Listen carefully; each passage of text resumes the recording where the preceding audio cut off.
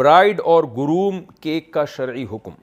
یہاں اکثر شادیوں میں کھانے کے بعد برائڈ اور گروم کیک کاٹا جاتا ہے, یعنی دولہا دلہن کیک کی نئی قسم آئی ہے جسے دولہا اور دلہن ایک دوسرے کے منہ میں ڈالتے ہیں. کیا یہ کیک کاٹنا جائز ہے یا نہیں؟ سعید عبد القادر, افغانستان. ارے بھائی افغانستان میں بھی اس طرح شروع ہو گیا ہے. بھائی دولہا دلہن کیک کھلائیں ایک دوسرے کو, کلفی کھلائیں, آئس کریم کھلائیں, سیب کھلائیں, یا وہ ایک دوسرے کو جناب ڈانٹ کھلائیں, یہ ان کا ہیڈک ہے. لیکن یہ کھلے عام جو کر رہے ہوتے ہیں, ایک دوسرے کے سامنے کیک کھلا رہے ہیں, تو یہ ایک کھلے عام کرنا یہ بے حیائی ہے نا. اس میں مرد بھی دیکھ رہے ہیں, عورتیں بھی دیکھ رہی ہیں, یہ بے حیائی ہے, بےہودگی ہے. وہ بند کمرے میں ایک دوسرے سے اس طرح محبت کا اظہار کریں نا, ساری دنیا کے سامنے کیوں کر رہے ہیں؟ اور ساری دنیا کے سامنے تو بڑی محبت کا اظہار کر رہے ہوتے ہیں, بند کمرے میں ایک دوسرے کو گالیاں یعنی وہ دولہا دلہن جو میرا بیان نہیں سن رہے ان کی بات کر رہا ہوں. تو نکاح کو سادہ کریں اور یہ رسومات ترک کر دینی چاہیے.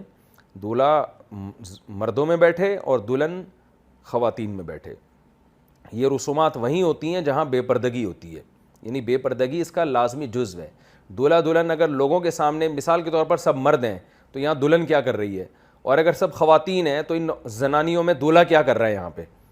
تو یہ حیا کے خلاف چیز ہے, اس لیے ان رسومات کو ختم کر دینا چاہیے.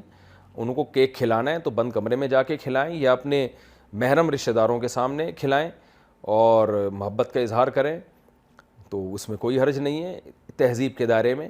لیکن یہ جو اسٹیج پہ ہو رہا ہوتا ہے یہ چھچور پنا ہے, یہ کوئی بھی عزت دار آدمی ان چیزوں کو پسند نہیں کرتا, اس سے اجتناب کرنا چاہیے.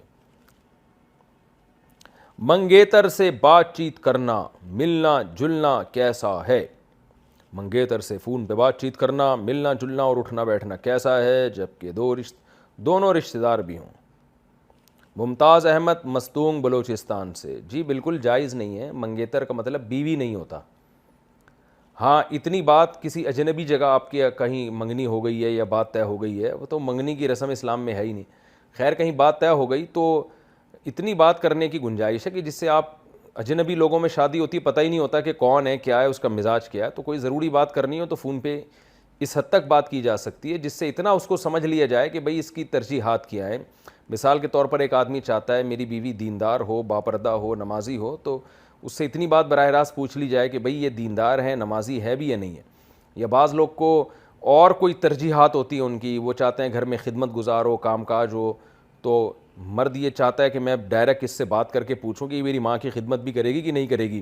بعض لوگوں کی ترجیحات یہ ہوتی ہیں بھئی ہمیں ایسی بیوی چاہیے جو ہماری ماں کی خدمت کرے. لوگ تو کہہ رہے ہیں میں اس سے براہ راست پوچھ لوں. تو ایسی کوئی ضروری بات ہو تو اس کے کرنے کی گنجائش ہے جو دوسروں سے پتہ چلانا مشکل ہو. تو وہ کبھی کبھار, وہ بھی یعنی کبھی کبھار کیا, ایک آدھ دفعہ فون پہ جو گپیں لگائی جاتی ہیں اور منگنی کا مطلب یہ سمجھا جاتا ہے اب تو ہم میاں بیوی بننے والے ہیں, اب تو جو جتنی مرضی گپیں لگائیں, ڈیٹے ماریں, بالکل حرام ہے, ناجائز ہے.